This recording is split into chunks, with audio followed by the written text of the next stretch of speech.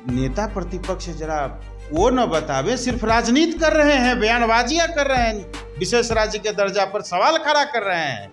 वो अपने रचनात्मक और संगठनात्मक कार्यक्रम के बारे में बताएं ना कि बिहार को विशेष राज्य के दर्जा के अभियान में क्या उन्होंने किया। हम लोगों ने सर्वविदित है, गौरतलब है जनता दल यूनाइटेड ने अभी तक क्या किया, लेकिन सिर्फ राजनीति करने के लिए। तेजस्वी यादव सिर्फ आप राजनीति करने के लिए हैं, प्रेस कॉन्फ्रेंस करने के लिए हैं, प्रेस कॉन्फ्रेंस में आरोप लगा देने के लिए हैं, इससे राजनीति नहीं। उसके बाद पटना के गांधी मैदान में अधिकार रैली हुआ, दिल्ली के रामलीला मैदान में अधिकार रैली हुआ। हम लोगों ने भारत की सरकार से डिमांड किया, भारत की सरकार ने आज तक नहीं दिया। लेकिन हमारा तो अधिकार बनता ही है कि बिहार को विशेष, हमारा ही नहीं, बिहार के 13 करोड़ जनता की मांग है। तो वही तो मैं कह रहा हूँ कि किसी भी व्यक्ति को, किसी भी समाज, चाहे वो भूया समाज, मुसहर समाज हो या ब्राह्मण समाज हो, किसी भी समाज के लोगों पर अमर्यादित टिप्पणी करने का अधिकार नहीं है।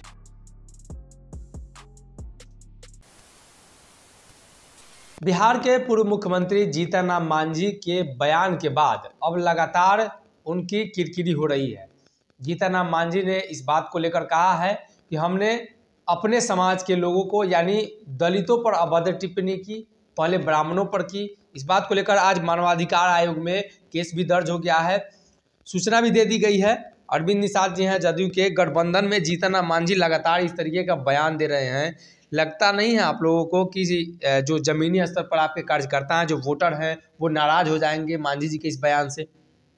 कि आदरणीय मांझी जी बिहार के वरिष्ठतम नेताओं में से एक हैं और देश में संविधान है और संविधान बाबा साहब भीमराव अम्बेडकर द्वारा निर्मित है। कोई भी व्यक्ति को किसी भी समाज पर अमर्यादित टिप्पणी करने का हमारा संविधान इजाज़त नहीं देता है। तो उन्होंने अपने वक्तव्य के लिए क्षमा याचना भी किया है, जो स्वागत योग्य है।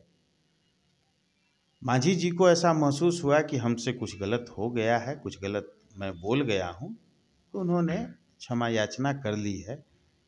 लेकिन इस बात का भी स्मरण प्रत्येक व्यक्ति को होना चाहिए कि समाज में द्वेष न फैले, समाज में किसी प्रकार की वातावरण प्रदूषित न हो, इसका भी हर आदमी को ख्याल रखना। लेकिन उन्होंने माफ़ी मांग ली है ब्राह्मणों से। अब उसके बाद उन्होंने भूया मुसहर समाज के लोगों को कहा है कि मतलब अभद्र टिप्पणी की हम बता नहीं सकते हैं ऑन कैमरा इस मामले को लेकर। क्या सही है, वो औचित्य है मांझी जी ने जिस प्रकार से उच्चारण किया है उन शब्दों का? देखिए, वही तो मैं कह रहा हूँ कि किसी भी व्यक्ति को, किसी भी समाज, चाहे वो भूया समाज, मुसहर समाज हो या ब्राह्मण समाज हो, किसी भी समाज के लोगों पर अमर्यादित टिप्पणी करने का अधिकार नहीं है, किसी को कलंकित करने का अधिकार नहीं है। हमारे नेता आदरणीय नीतीश बाबू, देखिए, अपनी भाषा शैली के लिए ही प्रसिद्ध हैं, अपनी भाषा शैली के लिए ही जाने जाते हैं। आज तक माननीय मुख्यमंत्री नीतीश कुमार जी किसी भी समाज, किसी भी व्यक्ति, किसी भी लिंग, किसी भी क्षेत्र के बारे में कोई ऐसी टिप्पणी नहीं किया हो जो कोई उदाहरण दे सकता है। तो माननीय नीतीश कुमार जी ऐसा वातावरण निर्मित किए हैं, लेकिन मांझी बाबू ने क्षमा याचना कर लिया है, तो कहीं ना कहीं उनको गलती का एहसास हुआ है। तो इसलिए मैं समझता हूं कि लोगों को भी माफ़ कर देना चाहिए। विशेष राज्य के दर्जे को लेकर मुकेश सहनी की तरफ से भी बयान आ गया है कि चाहिए बिहार को। एनडीए गठबंधन दल में आपके पार्टी के नेता उपेंद्र कुशवाहा भी आज बयान दे दिए हैं, उन्होंने भी कहा है कि चाहिए। क्या लगता है भाजपा इस मुद्दे को लेकर जैसे टाल रही है, तो मुख्यमंत्री जी का जो बात है वो कहाँ तक सही है और मुख्यमंत्री जी इसको कहाँ तक लेकर जाएंगे, क्योंकि भाजपा देने के मूड में नहीं है? देखिए, बंगाल से अलग होने के बाद बिहार स्वतंत्र अस्तित्व में जब 1912 में आया, उस समय से लेकर के आज तक बिहार के साथ जो नाइंसाफ़ी हो रही है, एकीकृत बिहार जिसमें झारखंड शामिल था, जो बिहार में मिनरल्स थे, उस मिनरल्स का उपयोग दूसरे राज्यों को समृद्ध बनाने में किया गया, दक्षिण के राज्यों को समृद्ध बनाया गया, पूर्व पश्चिम के राज्यों को समृद्ध बनाया गया, लेकिन बिहार वासी इसके लाभ से वंचित रहे।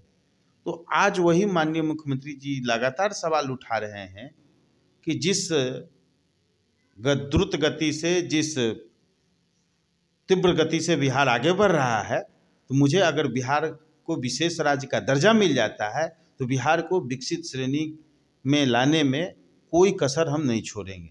लेकिन ये भी उतना ही सच है कि अगर बिहार विकसित नहीं होगा तो फिर भारत कैसे विकसित राष्ट्र की श्रेणी में शामिल होगा। तो बिहार को बिना ट्रांसफॉर्म किए हुए इंडिया को कैसे ट्रांसफॉर्म आप कर सकते हैं। क्योंकि नीति आयोग ने बिहार को नीचे से फर्स्ट बता दिया है, तो नीति आयोग भारत सरकार की संस्था है और भारत सरकार से हमारी मांग है कि आप बिहार को विशेष राज्य का दर्जा दीजिए, तो देना ही चाहिए। बिहारवासी माननीय मुख्यमंत्री नीतीश कुमार जी के आह्वान पर हम लोगों ने यूपीए सरकार के समय ही 1.25 करोड़ हस्ताक्षरी का अभियान चला करके प्रधानमंत्री जी को दिया। उसके बाद पटना के गांधी मैदान में अधिकार रैली हुआ, दिल्ली के रामलीला मैदान में अधिकार रैली हुआ। हम लोगों ने भारत की सरकार से डिमांड किया, भारत की सरकार ने आज तक नहीं दिया। लेकिन हमारा तो अधिकार बनता ही है कि बिहार को विशेष, हमारा ही नहीं, बिहार के 13 करोड़ जनता की मांग है। प्रतिपक्ष के नेता 2-3 दिन पहले प्रेस कॉन्फ्रेंस करते हैं और कहते हैं कि मुख्यमंत्री जी की बात नहीं मान रहे हैं तो मुख्यमंत्री जी उनके साथ क्यों हैं, सड़क पर आइए, आंदोलन करिए। हम अभी पिछले सेगमेंट में ही मैंने बताया कि आंदोलन करके ही विशेष राज्य का दर्जा का डिमांड हम लोगों ने किया। हस्ताक्षर अभियान चलाया, पटना में अधिकार रैली किया, दिल्ली में अधिकार रैली किया, कई तरह के संगोष्ठियाँ हुई, दिल्ली से लेकर के पटना तक। नेता प्रतिपक्ष जरा वो न बतावे, सिर्फ राजनीति कर रहे हैं, बयानबाजियाँ कर रहे हैं, विशेष राज्य के दर्जा पर सवाल खड़ा कर रहे हैं। वो अपने रचनात्मक और संगठनात्मक कार्यक्रम के बारे में बताएं ना कि बिहार को विशेष राज्य के दर्जा के अभियान में क्या उन्होंने किया। हम लोगों ने सर्वविदित है, गौरतलब है जनता दल यूनाइटेड ने अभी तक क्या किया है। लेकिन सिर्फ राजनीति करने के लिए, तेजस्वी यादव सिर्फ आप राजनीति करने के लिए हैं, प्रेस कॉन्फ्रेंस करने के लिए हैं, प्रेस कॉन्फ्रेंस में आरोप लगा देने के लिए हैं।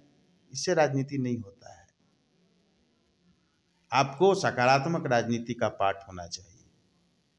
जी, तो हमारे साथ थे अरविंद निषाद जी, जिन्होंने सीधे तौर पे कहा कि विशेष राज्य के दर्जे के लेकर हम लोग लड़ाई कर रहे हैं, केंद्र सरकार से लड़ रहे हैं और हमारा हक है, हम लोग लेंगे। लेकिन विपक्षी दल इस मुद्दे को लेकर सिर्फ राजनीति कर रहे हैं, प्रेस कॉन्फ्रेंस कर रहे हैं। तो आने वाले दिनों में देखना ही होगा कि मुख्यमंत्री के द्वारा जो मांगे रखी गई हैं उस मांग के आधार पर केंद्र सरकार का क्या निर्णय होता है और पुराने निर्णय के खिलाफ केंद्र सरकार क्या कुछ बदलाव करती है। आप बने हमारे साथ। तब तक अगर ये वीडियो पसंद आई और वह बिहार के राजनीति और बिहारियत से सरोकार रखेनी तो सब्सक्राइब बटन दबा के चैनल के सब्सक्राइब कर ली। ओजे एगो घंटी बा, ओकरा बटन दबा देला से कुल सटीक और मारक खबर रुआ मुफ्त में मिल जाई। अगर रुआ पत्रकारिता के हमनी के नया प्रयोग में सहयोग कर चाहतानी तो ज्वाइन बटन दबा दी। पेटीएम नंबर नोट कर ली 9386816700। धन्यवाद।